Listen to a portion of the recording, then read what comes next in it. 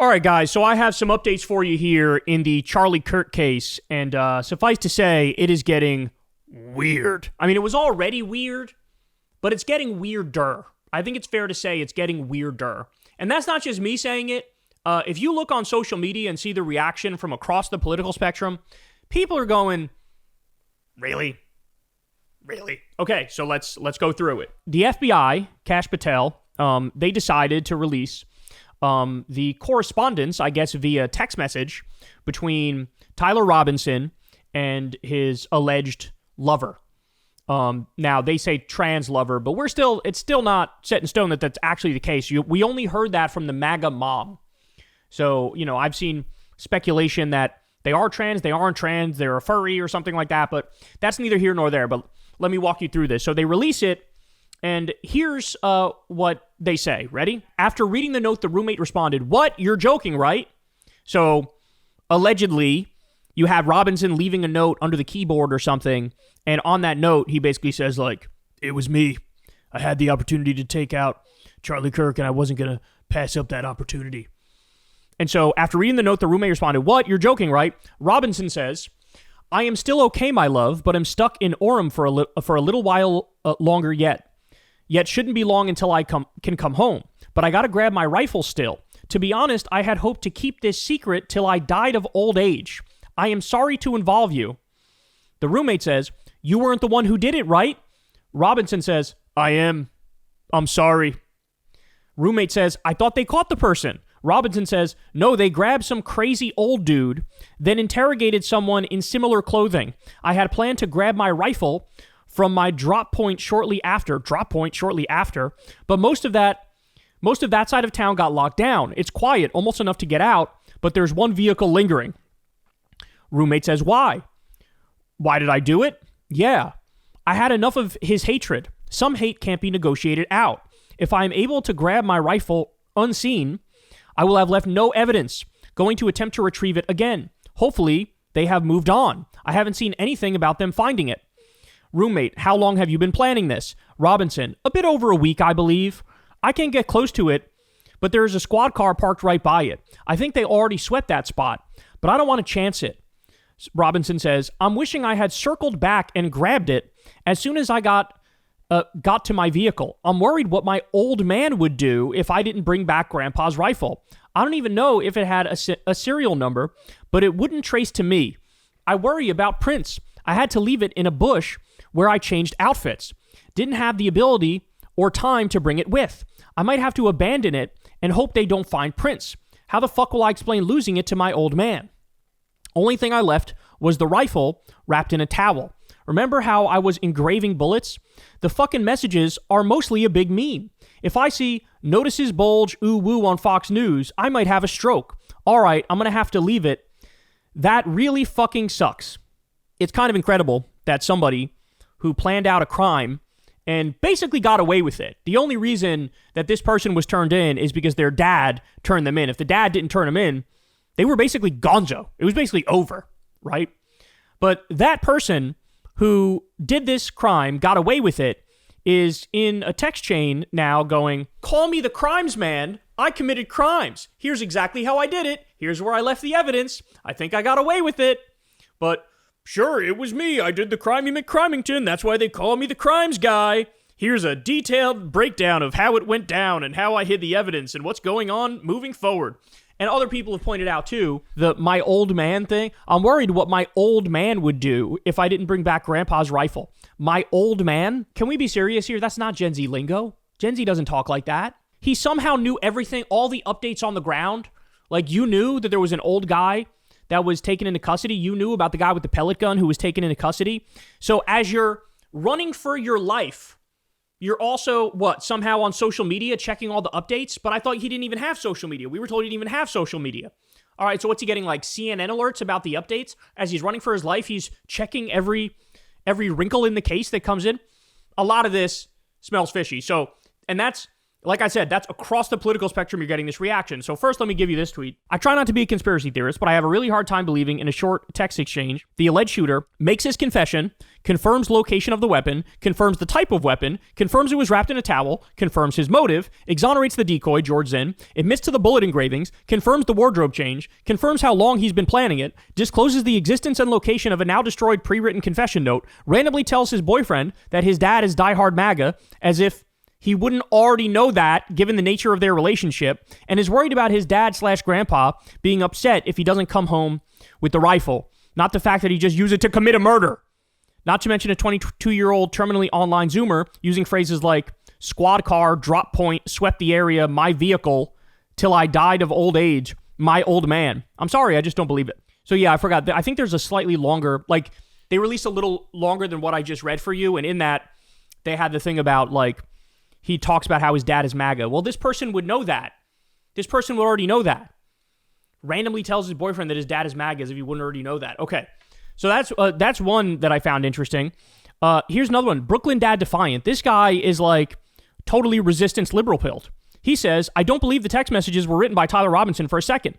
I didn't know him personally, but I know that no 22-year-old writes text messages like this. This feels like that Steve Buscemi skateboard meme. How do you do, fellow kids? Yeah, that's another thing. I forgot to bring that point up, but when you look at a lot of these texts, he's sending fucking essays, bro. He's sending essays. First of all, that's rare to begin with. But second of all, especially if the person is younger, they're not sending fucking essays via text messages. And the other thing is, this is probably the biggest point in my mind. Guys, we're talking about Kash Patel and Dan Bongino. That's who we're talking about is running the FBI. I don't trust those motherfuckers. I don't trust them at all. We know all they care about is getting the fucking brownie points and the adoration from the MAGA blob on social media. And anything they can do to get that, they will do it. And so here they're trying to, hey, we got the guy, wrap it up. Oh, look at this. These text messages he sent. So I told you it's across the political spectrum. So you got people like Brooklyn Dad Defiant. He's a hardcore resistance liberal. And then you got Sloppy Steve. What's Sloppy Steve saying? And as bad as it's presented in Utah, I'm not buying all of it. I'm particularly not buying those text messages. It just seems too stilted, too much like a script, actually a bad script. And I have to say, I'm even seeing non-political people say the same shit on social media. I'm seeing non-political people go, really? Really? So look at this. This person ran the alleged text messages through Grok and ChatGPT and asked the AI, hey, what's the likelihood this is real? And they both find the text messages between Tyler and his partner most likely fabricated. Now look, I'm not out here speaking in absolutes. I'm not saying for sure that is the case or isn't the case. I'm just saying this is what they released, and it's making a lot of people go, huh, that's weird. So look, the other part that you guys know I'm struggling to get over, and I'm curious if you guys are feeling the same thing, but I am struggling to wrap my mind around two decoys, two diversions. I really am. The fact that there was an old guy screaming, I did it, shoot me, and so he gave the person time to get away. The fact that happened, the fact that there was a guy with a pellet gun that looked like a real gun, and he also took up time of the officials, law enforcement officials, that's sketchy to me. It's sketchy to me. The story doesn't add up with him changing twice and also disassembling and reassembling the weapon multiple times. That also doesn't add up. According to the official story, he shot the rifle, disassembled it, put it in his backpack, jumped off the roof, ran into the woods, then reassembled it and left it assembled. That just doesn't make sense to me. So, this is what they dropped. This is what they say is the big update. But now I got some other updates for you from a different angle. So Ken Klippenstein says the following: exclusive leaked messages from Charlie Kirk assassin. So he was able to talk to people who were part of the Discord group that Tyler Robinson was a part of. And so here's what he says, quote, "Hey guys, I have bad news for you all. It was me at UVU yesterday. Thus Tyler Robinson messaged his friends on Discord seemingly apologizing for murdering Charlie Kirk. I'm sorry for all of this. I obtained this in other Discord chats I've decided to publish. The legacy news media, as usual, refuses, along with new information I've learned about Robinson from the people who knew him best." Oh, I should also point out, by the way, that the text messages that were released by the FBI, you have a lot of legal experts who are looking at them going, even if this shit is real, you're fucking your own case by releasing it now. That's what a lot of experts are saying. All right, so this is a screenshot. This is from Ken Klippenstein's reporting. Charlie Kirk got shot, dead. I just saw the video. Holy shit. Rest in peace, I guess. Bro didn't deserve to go out like that. So that's the other people on the Discord, board saying those things to each other, right? Zealous Monkey chimes in. This is supposed to be Tyler. Hey guys, I have bad news for you all. It was me at UVU yesterday. I'm sorry for all of this. I'm surrendering through a sheriff friend in a few moments. Thanks for all the good times and laughs. You've all been so amazing. Thank you Thank you all for everything. Trump and company portray the alleged Utah shooter as left wing, and liberals portray him as right wing. The federal conclusion will inevitably be that he was a so-called nihilist violent extremist, or NVE. Meanwhile, the crackdown has already begun. As I reported yesterday, the country is practically ready to go to war. Quote, "It's been so terrible, and seeing it from an inside perspective is so frustrating," a friend of Robinson since middle school told me. The childhood friend who asked not to be named for fear of threats provided me with the above non-public photo of Robinson on a camping trip, a favorite activity of his, to corroborate their relationship. Quote, "I think the main thing that's caused so much confusion is that he was always generally apolitical for the most part," the friend told me. "That's the big thing. He just never really talked politics, which is why it's so frustrating." The picture that emerges bears little resemblance to the media version. Robinson, I am told, though quiet, was a well-liked person with a supportive family. The friend group who he interacted with on Discord, far from some kind of militia, camp, or Antifa bunker, it's been portrayed as represented a range of different political views, but mostly talked video games. Yesterday, FBI Director Kash Patel said in an interview that Robinson subscribed to left-wing ideology, citing his family's remarks to investigators. But those close to Robinson say there was a lot his family didn't know about him. Quote, "Their ideas are based on someone they didn't fully understand," the childhood friend told me. Though the family was generally supportive of Robinson, a claim corroborated by his mother's Facebook account brimming with praise for Tyler, they didn't seem to know about his relationship with a trans person named Lance, the friend said. When I asked if his family would have been accepting, the friend replied, I don't think even Tyler knew the answer to that question, which is why he kept it so low-key between themselves. Tyler's bisexuality, the friend said, was coupled with openness on LGBT issues, but his wasn't some cookie-cutter lefty position on every or even most issues, his friends say. Obviously, he's okay with gay and trans people having a right to exist, but also believes in the Second Amendment, that friend said, referring to the right to bear arms. The friend described Robinson as fairly typical of a young man his age from Utah, someone who loved the outdoors, was a gamer, and into guns. Quote, "To all of us, he just seemed like a simple guy who liked playing games like Sea of Thieves, Deep Rock Galactic, and Helldivers 2, loved to fish, and loved to camp," the friend said. It really didn't seem like that's all he was about. And then they have some more messages here, Helldivers 2 stuff. The phrase inscribed on one of the bullet casings from the shooting, "Hey fascist catch," though widely reported to mean he was a man of the left, is in fact a reference to the Helldivers 2 game. 3 arrows initially believed by federal agents to be a reference to Antifa are also a reference to Helldivers. Private Discord messages shared with me by a friend of Robinson's confirmed that Robinson wasn't some political martyr. A search for posts of Robinson's containing keywords like Biden and Trump turned up just one hit each. The Trump post was a passing reference to the 2019 impeachment inquiry. The Biden one came on the day of the 2020 election, where he provided an update to another friend asking about the status of the vote count. And so then here are those messages. An impeachment inquiry has been placed against Donald Trump. He could get booted out if they find he committed the shit he's accused of. And then the Biden one is, who's winning the election? Who is winning the election? You would know. Biden is in the lead, electoral votes wise, but there are still some swing states that haven't finished voting, as well as most of the West Coast raw votes. Donald is in the lead by a little over 1 million votes. And then that goes on a little bit. The childhood friend is a member of multiple Discord chats with Robinson. He described the group as trying to grapple with Robinson's motive just like everyone else. So that's the other thing, is like all the people that are in these group chats, they're like mostly apolitical, and they weren't in any way, shape, or form involved in like the planning of this or whatever. And at the moment, it looks like Kash Patel and the FBI are basically trying to ruin the lives of all these people who knew him and who were in these chat boards with him. This was not some like underbelly of the internet type shit. These are regular people, largely apolitical, just chatting about like video games or whatever. And so now they're terrified. But so according to the friends, they're like, look, man, he's largely apolitical, seemed like a normal dude, and, you know, he ended up doing this. That's what they say. Okay. Now I got another update for you. So as we discussed last time, you had, it's alleged that Charlie KIRK was basically going to turn on Israel, or he slowly but surely was turning on Israel. For example, he questioned whether or not October 7th was allowed to proceed by the Israeli government, basically saying like almost like an inside job to an extent where they let it happen and there's like a stand down order. He talked about that. He's agreed that Epstein was Mossad. But at the same time, most of his rhetoric was very, very pro-Israel for a very long time. But according to a bunch of reports now, you have people who were saying that leading up to his killing, Netanyahu had invited him to come to Israel. He rejected it. Netanyahu had offered to give like over $100 million to TPUSA. That's his group, his youth conservative group. And he rejected it. He didn't want that money because he probably knew the strings attached to that are, you got to cheerlead our fucking genocide and pretend like Israel has done no wrong. Remember, Charlie had also invited like Dave Smith to one of his TPUSA events, who's, very critical of Israel. He's had Tucker Carlson and whatnot.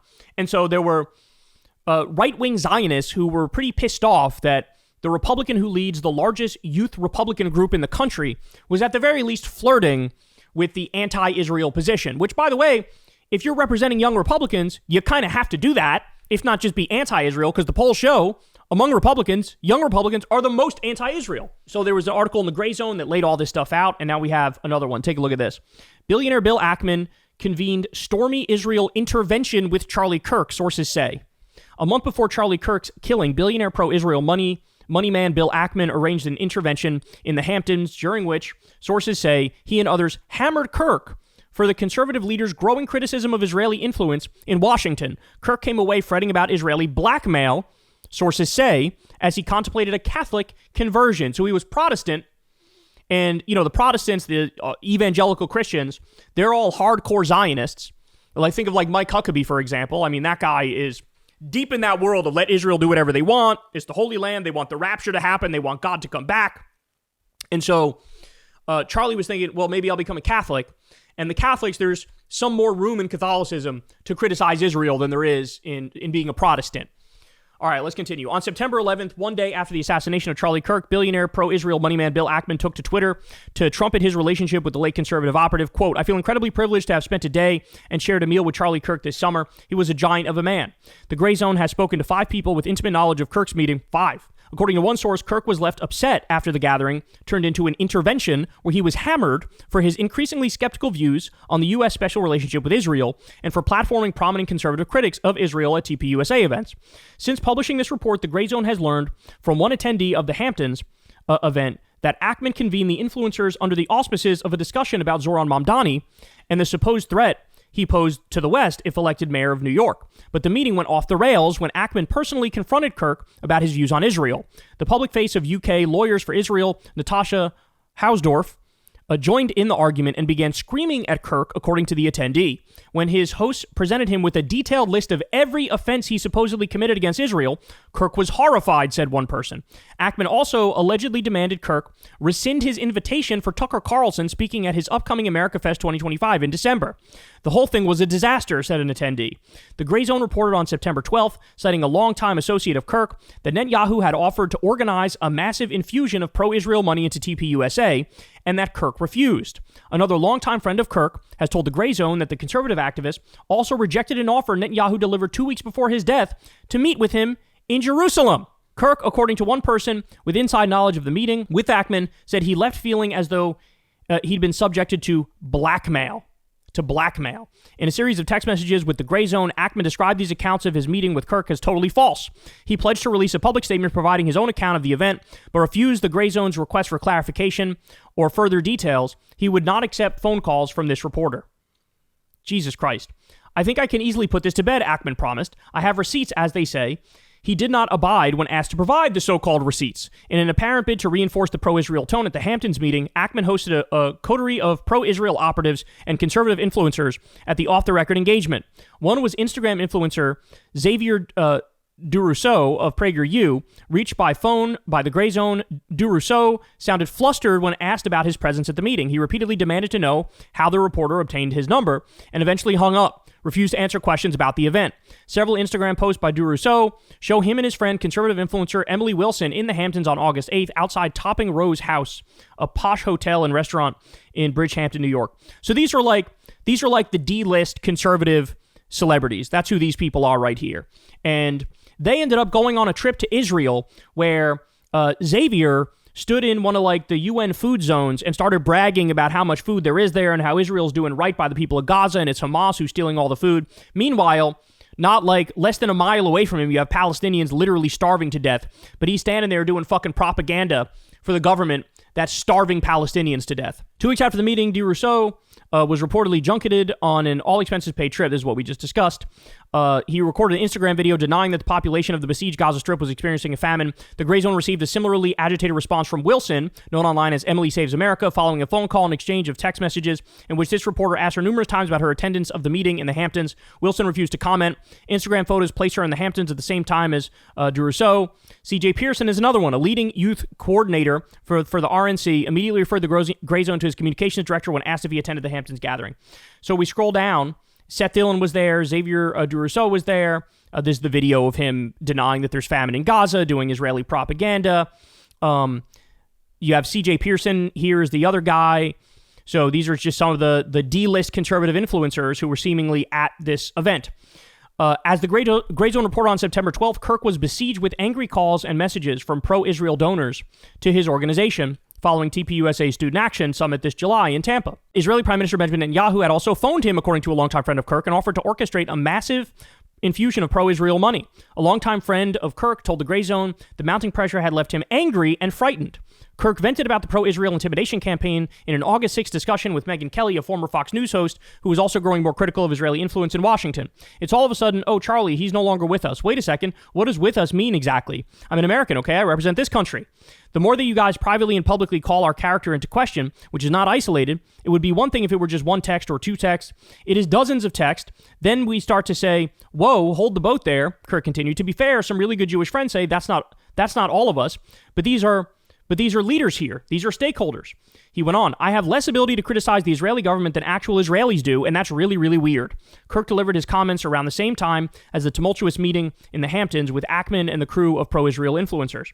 A month earlier, KIRK had opened the stage at TPUSA Student Action Summit for a cathartic outpouring of frustration and rage about Israel's political hammerlock on the Trump administration.